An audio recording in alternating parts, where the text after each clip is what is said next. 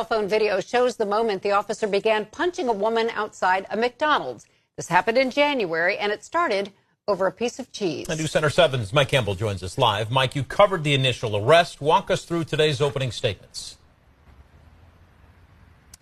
Well, James, I wanted to tell you that Sergeant Todd Stanley reacted to this McDonald's here off Miller Lane on January 16th of this year. That's because employees were arguing with a woman later identified as Latika Hancock, and it was an argument about a lack of cheese on a hamburger. However, when police got here, they had a confrontation with Hancock as well, and it led to her being punched in the face. I felt like I was attacked. I felt scared for my life. Latika Hancock spent 90 minutes on the witness stand Thursday. She said she had no idea the punches were coming. I'm focused on Officer Zellers, and then out of nowhere, I was struck in the face repeatedly by Officer Stanley.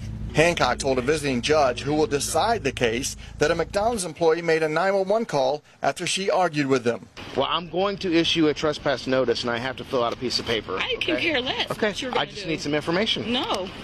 Officers said Hancock repeatedly ignored their requests for her name and date of birth to properly fill out the trespass notice.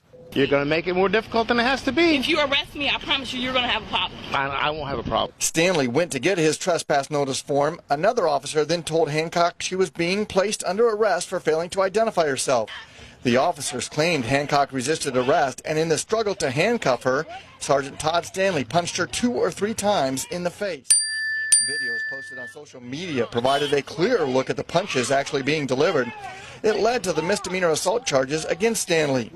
Stanley's lawyer told a judge in this bench trial that Hancock's actions are just as important as Stanley's. His actions were reasonable and therefore justified, which will lead the court to a finding of not guilty.